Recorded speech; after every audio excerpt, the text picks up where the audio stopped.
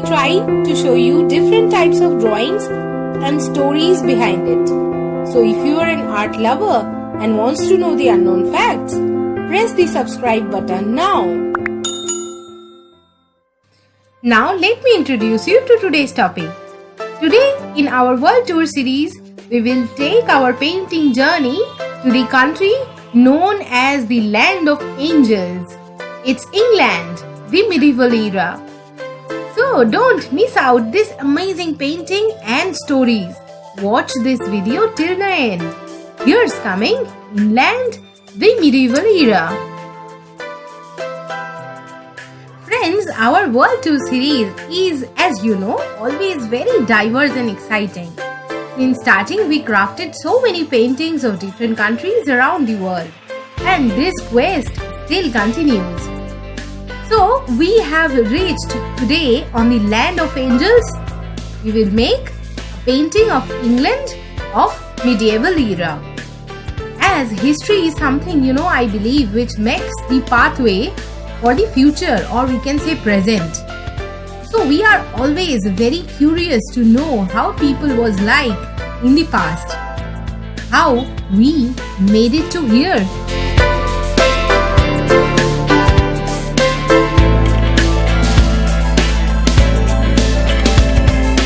So friends, this painting depicts the villagers' visit to church, a baby's first visit to the church in 1500. This is a scene from a 15th century of a country church in Devon. So this is a 15th century scene of England in the medieval eras, a country's church in Devon in southwest England. It shows what would have been a familiar event that time. A baby is brought to church to be baptized. The painting is inspired, I have to say, by the book named Going to Church in Medieval England by Nicholas Orme. Nicholas Orme is Emeritus Professor of History at Exeter University. He has written more than 30 books on the religious and social history of England, including Medieval Children, Medieval School, Medieval Pilgrimage, and the history of England's cathedrals. Inspiration exists, but it has to find you working.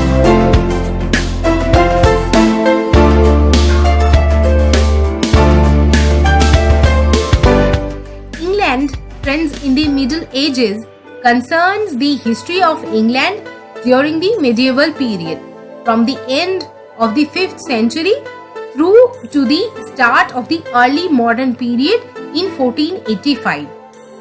When England emerged from the collapse of the Roman Empire, the economy was in tatters and many of the towns abandoned. After several centuries of Germanic immigration, new identities and cultures began to emerge, developing into kingdoms that competed of power. A rich artistic culture flourished under the Anglo-Saxons, producing epic poems such as Beowulf and sophisticated metalwork. The Anglo-Saxons converted to Christianity in the 7th century, and a network of monasteries and convents were built across England.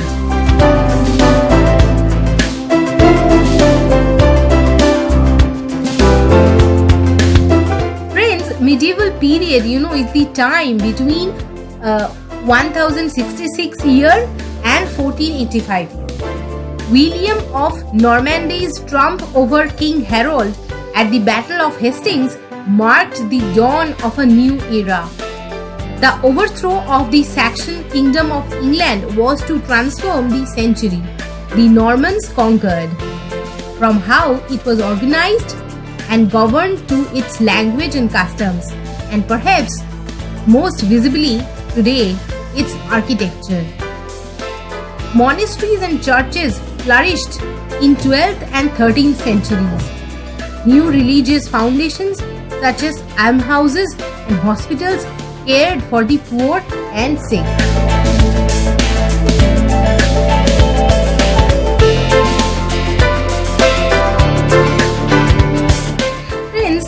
The church had a close relationship with the English state throughout the Middle Ages.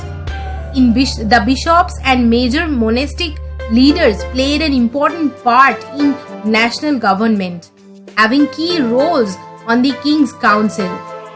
Bishops often oversaw towns and cities. Most people in medieval society lived in villages. There were few large towns also.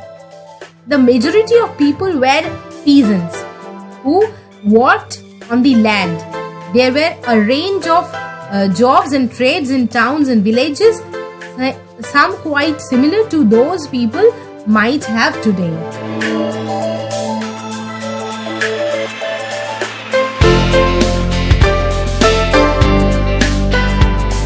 There were people used to call as villeins. Villeins were peasants who were legally tied to land owned by a local lord. If they wanted to move or even get married, they needed the permission of the lord first. In return for being allowed to farm the land they lived on, villeins had to give some of the food they grew each year to the lord. They worked on strips of land spread out in different fields across the village. Life could be hard. If crops failed to produce enough food, people faced starvation. Some peasants were called freemen. These peasants were able to move around from one village to another and did not have the same restrictions on them as villeins did.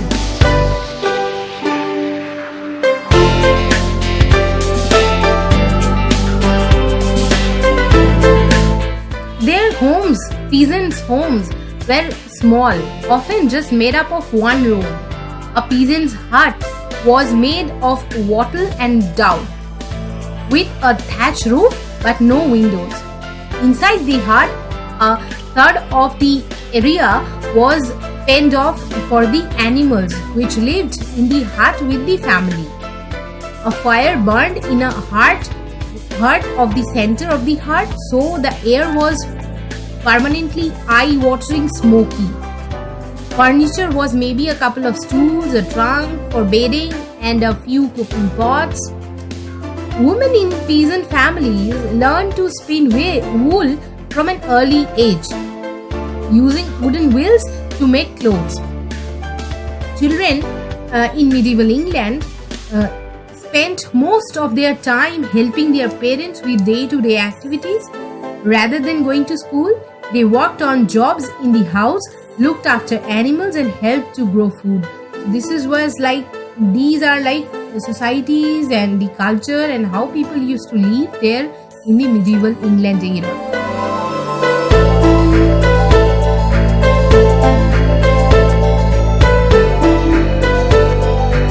And another thing was really surprising and you can say exciting, that peasants at that time also had to pay 10% of what they produced on their land to the church. This is called tithe. The church was central to medieval life. People would attend services there every Sunday, and it would host marriages, christenings, and funerals. The medieval church played a far greater role in medieval England than the church does today. In medieval England, the church dominated everybody's life. All medieval people, be the village peasants or town people, believed that God, heaven and hell all existed.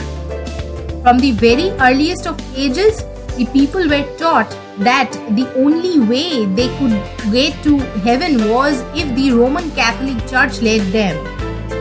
Everybody would have been terrified of hell, and the people would have been told of the sheer horrors awaiting for them in the hell in the weekly services they attended. So now you know why we have actually chosen this scenario, that villagers, this scene which we are painting today, that villagers going to church, because in medieval England, church, as we know by now, that was the center, used to play the center role of everybody's life that time.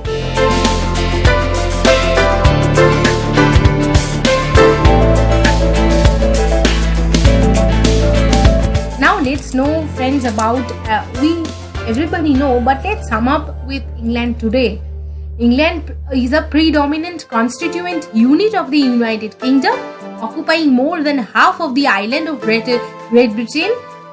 Laced by great rivers and small streams, England is a fertile land, and the generosity of its soil has supported a thriving agricultural economy for millennia.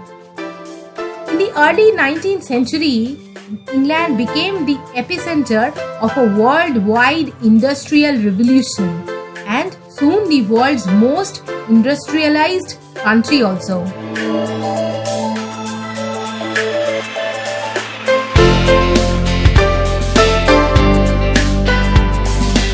Friends, England's contribution to both British and the world culture is too vast for anything but a cursory survey here.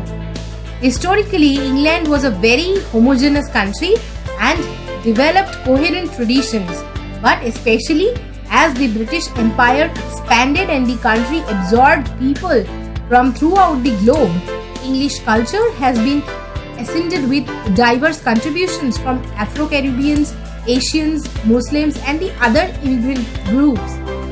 Even as England has become even more diverse culturally, it continues to exert a strong cultural influence on the rest of the world. English music, film, literature enjoy wide audiences overseas.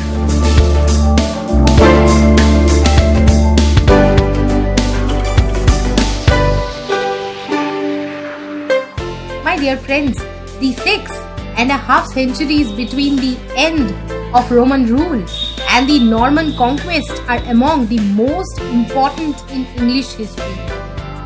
The long period is also one of the most challenging to understand, which is why it has traditionally been labelled the Dark Ages. Yet a Kingdom of England emerged in these centuries, and with it a new English identity and language. English history is world famous and celebrated across the country.